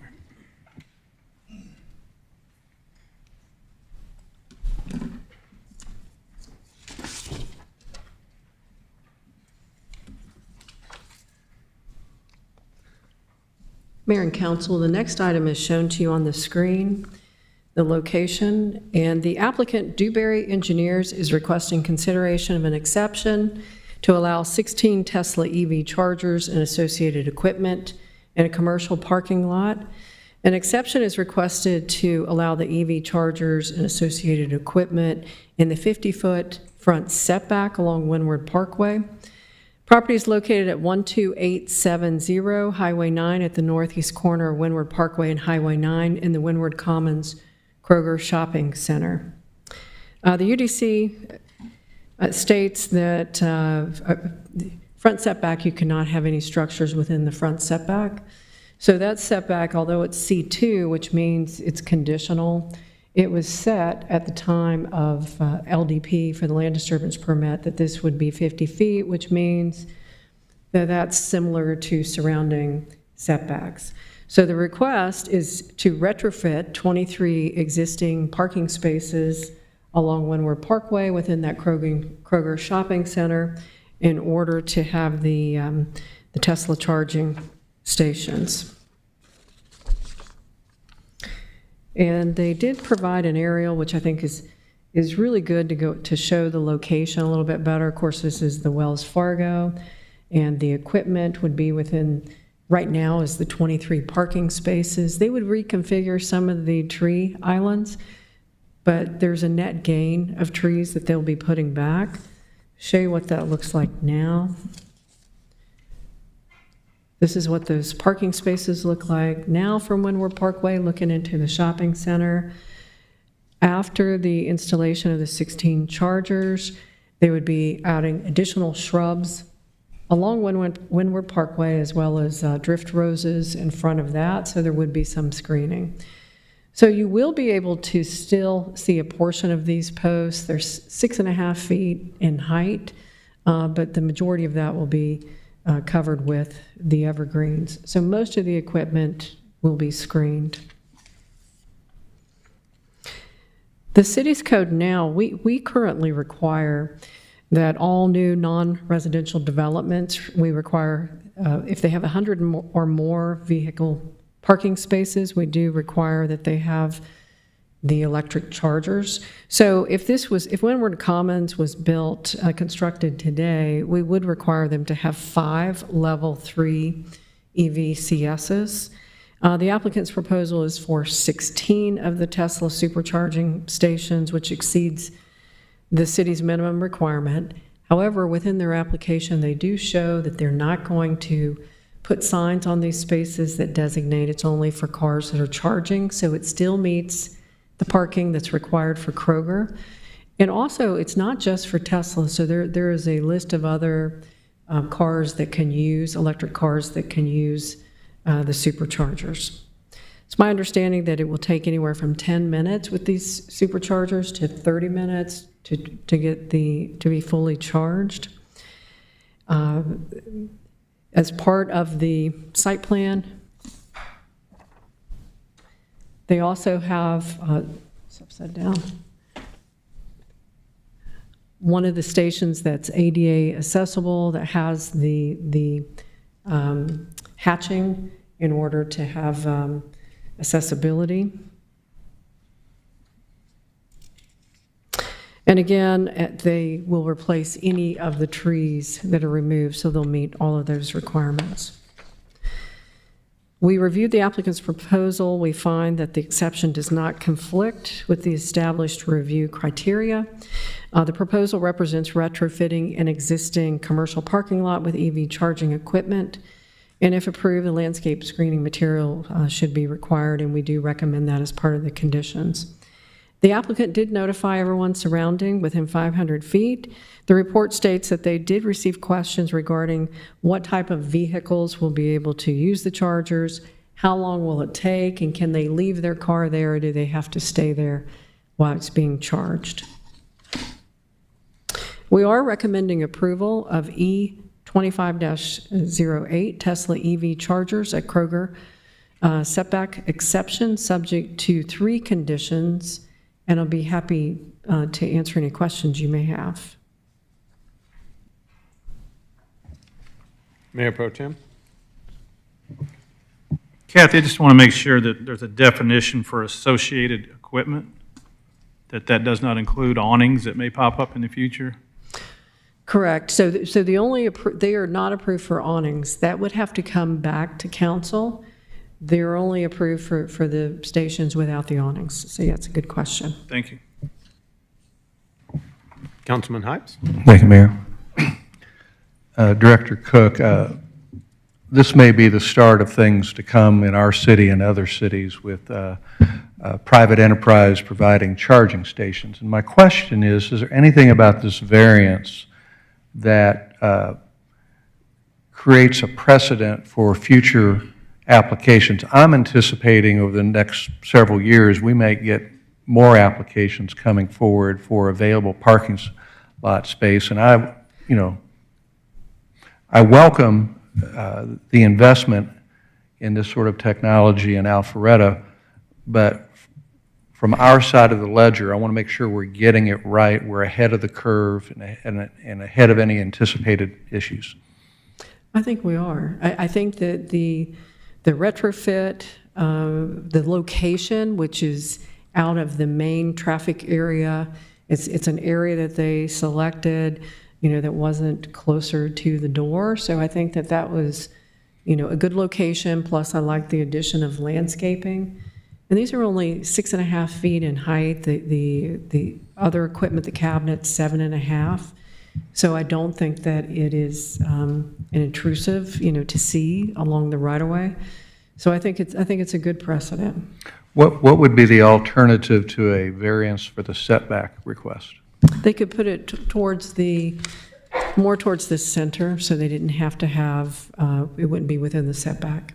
So if we're doing this application, but I want to be consistent in the future. So Sure. I'm just trying to understand, that's what this request is. These will be closer to a sidewalk, maybe closer to a road that we anticipate widening someday or doing a T-Splosh 3 in some part of town. And this one is, staff is recommending because, but maybe in another situation, we would say, no, you don't need that setback. Right. We'd have to look at each location and request on its own merit. So there's some that may even be similar location to a public road, but may not be recommended for approval for other reasons, as you suggested. Thank you. Do we have any other questions? Councilman Brady? I think it's really interesting when we see the grocery anchored essential use space. I think there's a lot of changes I think are coming, just because I think the traffic, I think we're seeing parking reduce, or the amount of cars coming reduce, right? We have more people delivering food today than we ever have before, and I think a lot of these REITs are trying to understand how to get people in efficiently, in and out, and kind of do that in a way. So I see the green use of the EV really being something that's coming forward. I applaud you on where it is on the parking lot, because I think that is really important. We don't need to steal them right up front, because I know we have like ADA, then we have other uses of those, and it's tough to put a car there who might leave it for 4 hours. I guess I'll end with a question. Are these free? Like, if anybody else kind of use them, how do you go up to and utilize these charging stations? It's my understanding that you have to pay, but they're also not putting a sign that says if you're parking there, you must be charging. But I'll let the applicant answer that if that's okay, but it's my understanding you would have to pay for the charge. Thank you. Any other questions for Director Cook? Thank you, ma'am. Thank you. Would the applicant like to come forward at this time?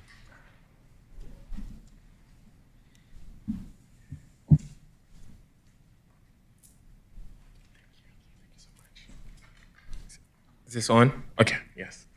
Hi, thank you, Mr. Mayor. Thank you, Council. My name is Olivier Coquillo, and I'm with Tesla. I've been with Tesla for more than 5 years, so 5 years in August, so 5 years now, as a deployment manager for the supercharging group. And we've been installing supercharging stations in 9 states in the Southeast. So Georgia, North Carolina, South Carolina, Florida. But I live here in Sandy Springs on Roswell Road. And I have too many friends asking me when am I going to install a new charging station at Alpharetta. So I'm hoping that you guys help me today. But thank you, staff, for doing this amazing presentation. I just wanted to add a few comments and maybe answer some questions that anyone may have, if that's okay. So, sorry? Oh, I heard something. So it's my voice. Wanted to say that in Alpharetta right now, we have our existing station with 10 charge posts in Avalon. And those are the old equipment, so what we call urban charging, and it's V2, version 2. Right now, we're using version 4. So as you can imagine, we had a version 3, and then now we're using version 4. The picture that you saw, it's not on the screen anymore, but the white charge posts, those are version 4, that charge way faster. And again, also, that uses NACS, North America charging standards, that allows non-Tesla vehicles to charge at those charging stations as well, right? So at the beginning, a little bit of history. Charging station, we used to use CCS adapters. Tesla now using the NACS, North American charging standards, with a lot of OEMs, like maybe all of them, getting on board using the NACS, having vehicles manufactured with NACS integrated starting in 2025. So all of these people will start charging at our Tesla stations as well. The Avalon charging station sees thousands of charging sessions per month. And right now, on average, every month, we're seeing 75 to 100 waiters. What we call waiters are whenever a customer comes in and has to wait for more than 10 minutes to charge. So that's really one of our key indicators that we need to install more charging stations in this area, because we hate to see people waiting. Customer experience is very, very big for us. So therefore, this is the main reason why we want to install a new charging station and also with new equipment. And we've been opening stations for the past, like since I joined Tesla. When I joined Tesla, it was only 3 stations in Georgia. Now we have over 20. And every time we open a charging station, more people buy Tesla in the area, more people come to charge to that stations. It's like the chicken and the egg, right? So you place them there, people are coming. So I'll stop there and answer questions because I'm sure some of you have some. Oh, and I wanted to introduce David with Dewberry because I know we mentioned Dewberry here, our engineering firm that we contracted for this site. Excellent, thank you. Councilman Brady. I'm going to ask all the unknown questions for those that don't use EVs all the time. So just if you don't mind, this is an educational question. When you have those out here, is there any issues? It rains, you're charging, could it go on fire? Do we need fire suppression? Is there any damages or any risk or anything like this to anybody using this under any weather conditions that you might have out there, or heat or sun or any of those things that will create any environmental issues, any hazards to the users? And then how long do these things last? How often do they need to be replaced? And what kind of condition? Just for an education, I'd love to, I don't know if anybody, I'd love to hear that if you don't mind. Is that part of my 10 minutes, or can I have time to answer the question? Responding to questions does not count against you. Okay, all right, okay. So there's a lot of things that were said here. Apologies if I miss any, so you can ask and let me know if I miss any. I wanted to say, I think one of you asked about canopies. There's no canopy for that charging station, absolutely not. But, in terms of an environment, like Tesla, every charging station that we install is really related to Tesla's core mission to accelerate the transition to sustainable energy. In terms of hazard, there is none. In terms of direct hazard with vehicles, electric vehicles, when you're charging, you can charge under any weather conditions, even if it's raining. If it's there's a lot of heat and a lot of people choose to stay in the vehicle with the AC on while you're charging, it's not the same thing as a gas station where it's recommended to turn off the engine. So you can stay in your car as you're charging, and as a matter of fact, you have entertainment while you're charging. You can watch Netflix. You can do all kinds of stuff when you are charging. But however, as you can see, we love installing charging stations where people have amenities, whether they need to use the restrooms or they need to do some shopping. Because as the lady indicated before, the charging session can take 30 to 45 minutes, right, depending on how low the battery is and how long you need to charge, right? So fire, it's actually not recommended for someone driving a vehicle if it catches fire to be the one to attend to it. But we've never had, well, not to my knowledge, at least in the Southeast, any incident where as we're charging, a vehicle catches fire. We also have made significant improvement in terms of the material that we use for landscaping, because sometimes when it gets heated, there's some materials that we use that are not recommended for additional landscaping. So we have made significant improvement on that. In terms of services, how long the stations last, for us, we look at 15 years, right? So, and we are very, very dedicated to providing a highly uptime, so more than 99%. So if a charge post is not working, we have service personnel attending to those charge posts. And generally speaking, the wear and tear is not a big deal because the Tesla drivers usually are very responsible. And whenever there's an issue, it gets reported very quickly and it gets attended to very quickly. So, did I miss something? Okay, no problem. Any other questions? I've got one for you. I'm just curious, are you working on installing the charging stations for our public safety and police? I would love to. I was just curious. We actually have begun a test of Teslas in the police department, and we are installing 2 of them. I just wasn't sure if it was the same technology. No, there's 4 chargers that are going in at our public safety headquarters that we've done an arrangement with Georgia Power, with Tesla, and our police chief could speak to it further if you have specific questions, but I don't think the projects are related. Okay. Councilman Hypes? For starters, did you say Tesla has, as a company, has done 20 in Georgia?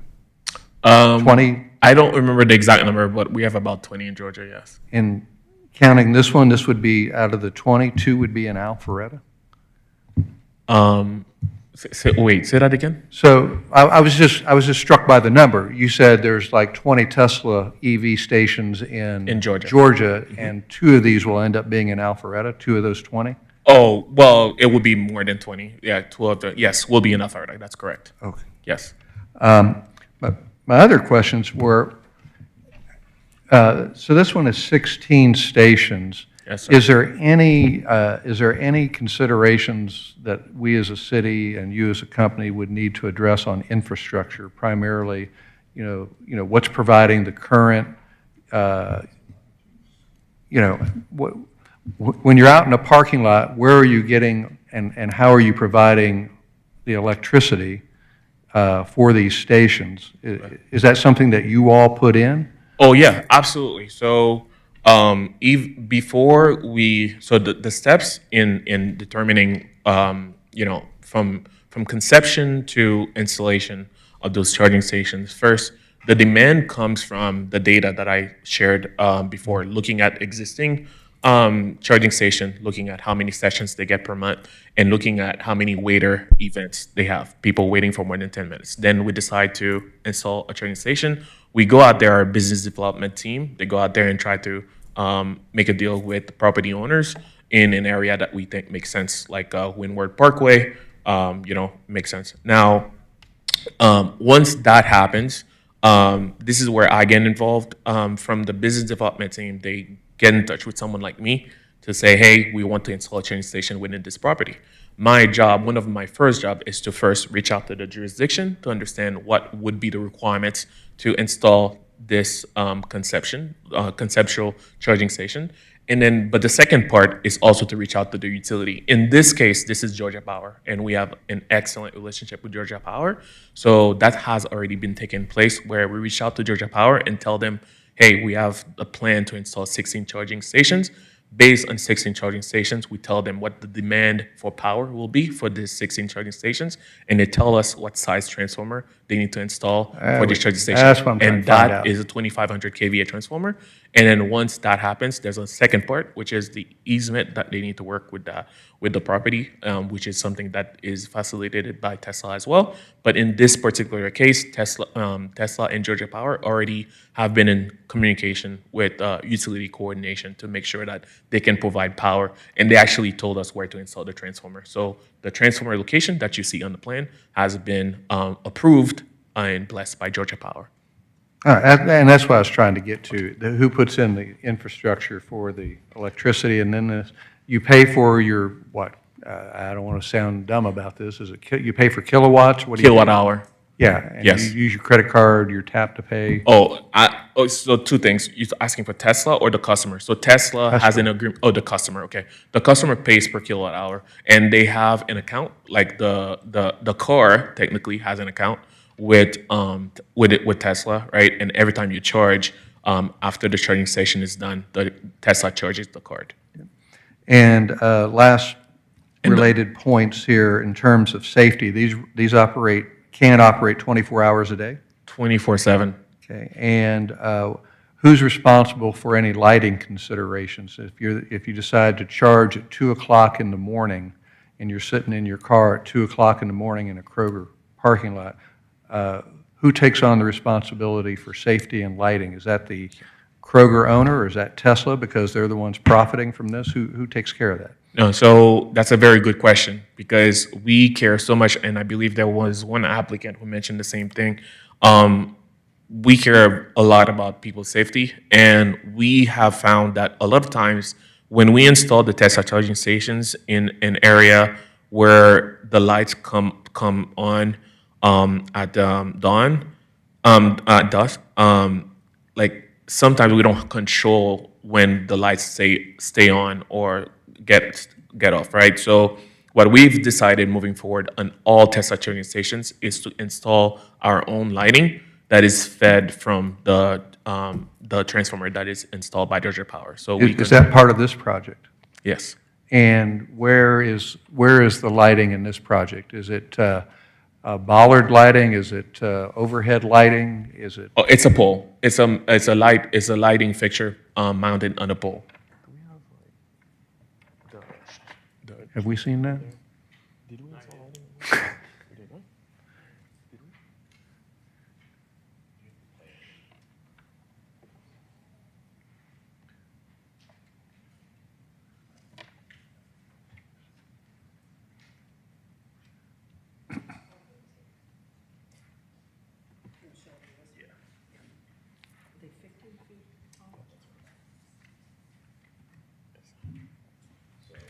I've seen that, but I don't know what to make of it.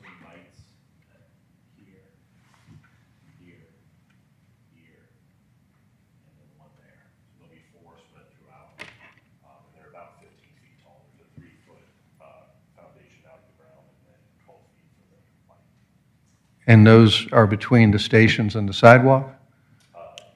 Yes. And is that, you have the floor, but I'm going to kind of look over toward Director Cook.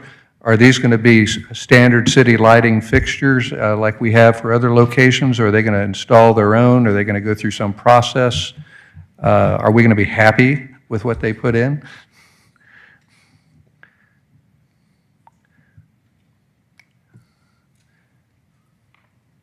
Just tell me we're Yes. going to be happy. We're going to be happy. Okay. They're going to submit the application, and we'll approve the fixture. And a 15-foot height, that's not very tall. Usually we see 30-foot. They're definitely putting them in at a pedestrian level to get that light. Okay. Well, in conclusion with my questions, I'm interested in knowing what you're going to be doing for safety for people who are sitting in a parking lot, who may be alone, may be vulnerable, and I'm also interested in the upkeep of the area. It may be a Kroger shopping center, but you know, if people get bored and there's no place to put their trash or something, I want to know that if you're going to have people congregate there so that y'all can make some money off of this, that we keep the area nice and clean.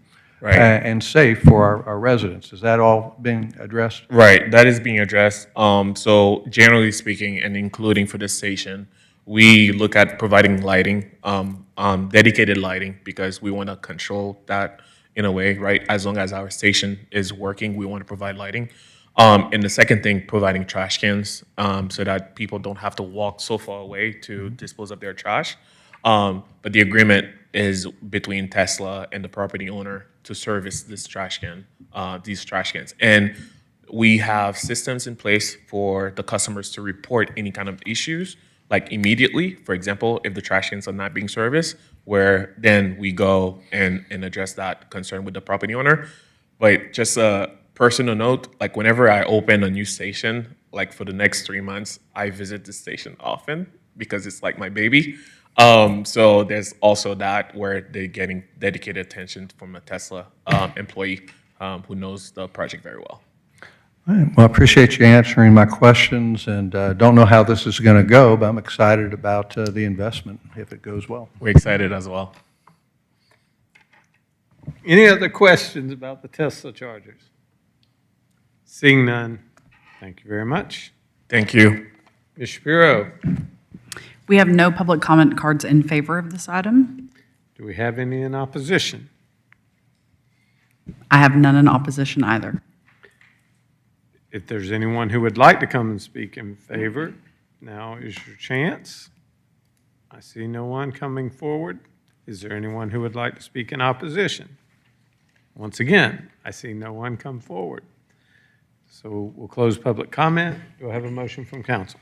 Yes, sir, Mr. Mayor, I'd offer a motion this evening to approve V-25-19 Tesla EV charging stations at the Kroger Shopping Center with an addition to number 2, that light fixtures shall complement existing lighting and require staff approval. We have a motion to approve by Mayor Pro Tem Merkel and a second by Councilman Heights. Any discussion? Welcome to Alpharetta. All those in favor of the motion to approve, please vote yes. Otherwise, vote accordingly.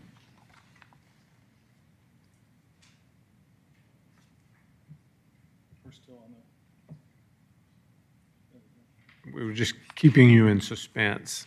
It does pass unanimously. No. You can, but there's no need to. It could only go bad for you from this point. But thank you very much. We appreciate your investment in our community. So, printed agenda, as I mentioned earlier, that item will be deferred to October. So the next item up, do we also have the vertiport deferred? Yes, sir, that's correct. We are now in the new business, item A. Okay, I just didn't have that in. Quite a few deferrals. That's good. Very punny. So we'll move on to the new business portion of tonight's meeting, and the first item up is the resolution for the City of Alpharetta Arts and Culture Master Plan. Mr. Mayor, I'm going to go ahead and read the resolution, if that's okay. Please. A As our resolution. presenter becomes forward. A resolution by the Mayor and Council of the City of Alpharetta, Georgia, to adopt the City of Alpharetta Arts and Culture Master Plan. Thank you very much. Director Rogers. Great to be back. We are seeking adoption for the resolution approving the Arts and Cultural Master Plan. We workshopped this item several months ago with Mayor and Council, and there were a few questions and comments at the time. Staff and the TSW, our consultant, addressed those questions and concerns and made several changes that I'd like to note from the workshop item, from the workshop plan you had to the one that we are presenting tonight. First is that we moved economic development to number 4 in the priorities and strategies. We added the word roadmap to better explain that this is a directional document, not necessarily a to-do list. We clarified the funding element, updated that the city would need to help to develop a Friends of the Nonprofit group to develop a compelling statement and to put together a fundraising campaign.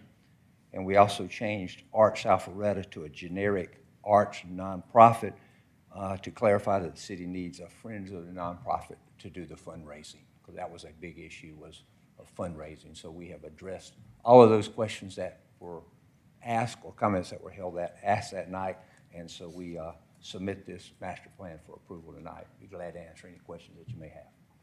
Do we have any questions for Director Rogers? Thank you very much for going back in and taking the feedback that you got from our council and bringing us a finished product. Right. And I would like to personally thank Allison Stewart Harris with TSW, who did a lot of above and beyond on this project as a consultant, as well as Kim Zane, who is the manager for us for the arts and culture, did a lot of above and beyond. And they took a document that could be very dry and made it exciting and fun. So I appreciate their efforts. Thank you, sir. We appreciate your whole team's efforts. Any questions for Director Rogers on this item? Ms. Shapiro, do we have any public comment cards? We do not, Mr. Mayor. However, if there's anyone that would like to come forward and speak on this item, now's your chance. Seeing no one come forward, we'll close public comment. Do I have a motion from council? Yes, Mayor, I make a motion that council adopt the resolution approving the City Arts Cultural Master Plan. Second. I have a motion by Councilman Heights to approve, second by Councilman Brady. Any discussion? All those in favor of the motion to approve, please vote yes. And it does pass unanimously. Congratulations. So next item is the intergovernmental agreement, Fulton County Schools for participation in community agricultural programming. Mr. Rogers, once again, you have the floor. Thank you very much. We are, again, asking for approval of an intergovernmental agreement between the City of Alpharetta and Fulton County representing Cambridge High School, Alpharetta High School, Milton High School, and Innovation Academy. This is just to formalize this is the same contract that we've had with these, but we had them individually, and Fulton County asked us to put them all together in one and have various parts of that. So we're just continuing that tradition of working closely with the schools that have Alpharetta residents that go to them. All of these schools have residents that attend those. We work closely with them. We also have an agreement with 10 schools as far as our garden support program, where we're supporting the schools to have community gardens on site and learn what it's like to grow your own food. So we're real proud of this particular project, particularly with Cambridge, Innovation, Milton, and Alpharetta High School. Each of them play a different role and is outlined, and they'll be glad to go over those details if y'all would like for me to. Anyone want him to? We'll defer. Thank you, sir. Ms. Shapiro, do we have any public comment cards? We do not, Mr. Mayor. However, now's your chance to come speak up on this item. I'm not seeing anyone come forward, so we'll close public comment. Do I have a motion from council? Yes, Mayor, I make a motion that council approve an intergovernmental agreement between the City of Alpharetta and Fulton County Schools on behalf of Cambridge High School, Alpharetta High School, Milton High School, and Innovation Academy for community agricultural programming, and authorize the mayor to execute all necessary documents. Second? I have a motion by Councilman Hypes, a second by Councilman Dorito. Any discussion? Councilman Dorito? Yes, Director Rogers, the reason why I don't think we need to hear the details because we've had tremendous presentations from the high school students who go through this kind of relationship with Fulton County Schools. I'm always impressed at the students' knowledge and what they gain from just business acumen and operating the farm and the things that they provide to North Fulton charities, the food bank and stuff. And it's just a tremendous program and a great partnership with Fulton County Schools. So thank you very much. Thank you. I obviously, I agree with you, Councilman Dorito, that it is a tremendous program. It encompasses hundreds and hundreds of volunteers throughout the year, as well as what is happening with the schools. But then you have the bees that are out there that the folks at Innovation are tracking the bees, and it's just a tremendous program, and it's being well received by the community. So thank you.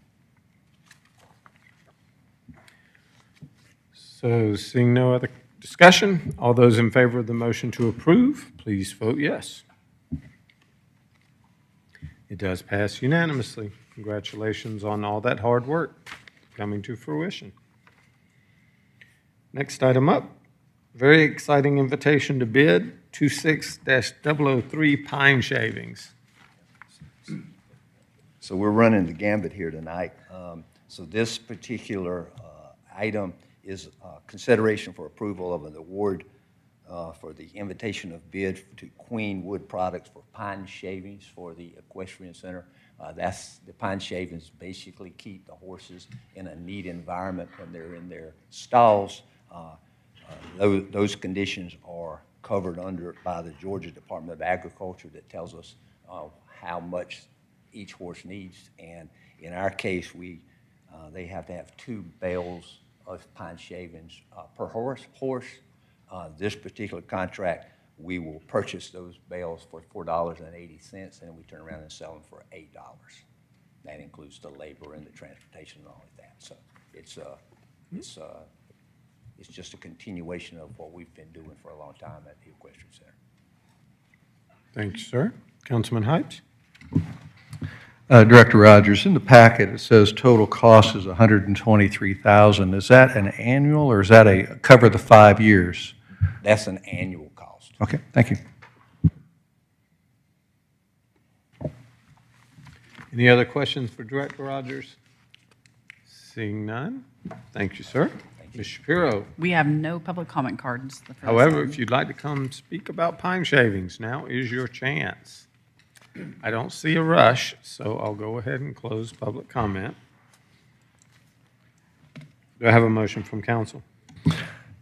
Yes, Mayor, it's my privilege to ask council to approve the award of invitation to bid 26-003 to Queen Woods Products for a 5-year contract for Wills Park Equestrian Center pine shavings in an amount not to exceed $123,000 per year, and authorize the mayor to execute all necessary documents. I'd be happy to second that. Motion by Councilman Hipes and a second by Councilman Brady. Any discussion? Seeing none. All those in favor, please vote yes before I have to hear another pun. And it does pass unanimously.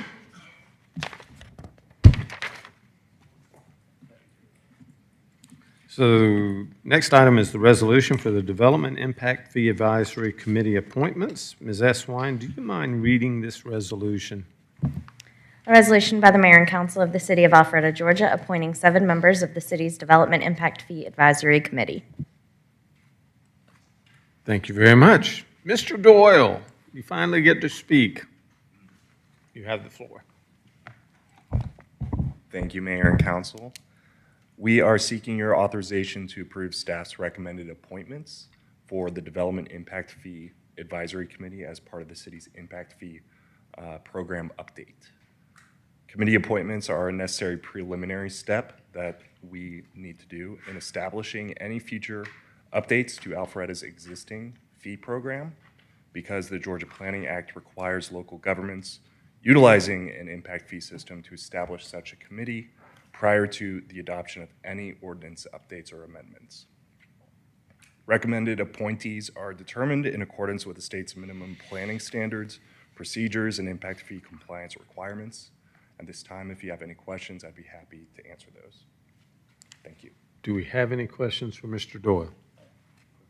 Councilman Dorito. Mr. Doyle, when's the last time we did this? We reviewed our impact fee structure. The last time we updated our impact fee, our capital improvement element, was actually back in 2015. Okay. Annually, we update our short-term work program, which is the 5-year component of that CIE. Okay, thank you. Yes. Any other questions for Mr. Doyle? Thank you very much, sir. You're welcome. Do I have a motion from council? And Mr. Mayor, I have no public comment cards on this item. Thank you. I was getting ahead of myself. But just in case anybody wants to come forward and speak on this process, now is your opportunity. And we'll close public comment. Do I have a motion from council now? Yes, sir, Mr. Mayor, thank you. I would offer a resolution to approve Development Impact Fee Advisory Committee appointments as presented by the Community Development Department. We have a motion. Do we have a second? Second. Have a motion by Mayor Pro Tem Merkel, second by Councilman Dorito. Any discussion? Seeing none, all those in favor, please vote yes, otherwise vote accordingly. And it does pass unanimously. We may want to recapture that. It didn't capture Councilman Dorito's vote.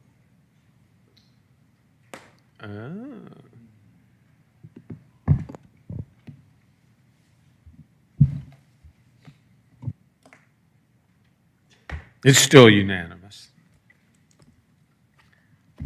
So the motion passes. We'll move on to public comment. If there's any public here that would like to come comment, now's your chance. I don't see anyone coming forward, so we'll close public comment. Reports. Do you have any reports? Well, I'd like to have 2 reports then. So one, we have one heck of a Mayor's 5K on Thursday, and I'm very grateful to all the volunteers from the Rotary Club of Alpharetta all our sponsors, all our major employers that participated. It was a great event, great weather, and I survived, so that's a good thing. We definitely raised a lot of money for good nonprofits and charities in our community, and that's a big thing. So it's always good to have fun, get a little exercise, and also raise money for those who need. Also want to mention, for anyone who hasn't paid attention, if you're in the 21st Senate District for the state of Georgia, which is Brandon Beach's former seat, the last day to vote is tomorrow. So please, if you haven't already voted, exercise your right to vote. It's going to be very important to have someone representing Alpharetta down at the State House. That being said, that's all the reports I have, and I believe we have no executive session, but I'll check to confirm. Yay. All right, so do we have a motion to adjourn? Motion to adjourn. Second. I have a motion by Councilman Hypes, a second by Mayor Pro Tem Merkel. All those in favor, please vote yes. And it passes unanimously. Thank you, ladies and gentlemen. Look forward to seeing you next time.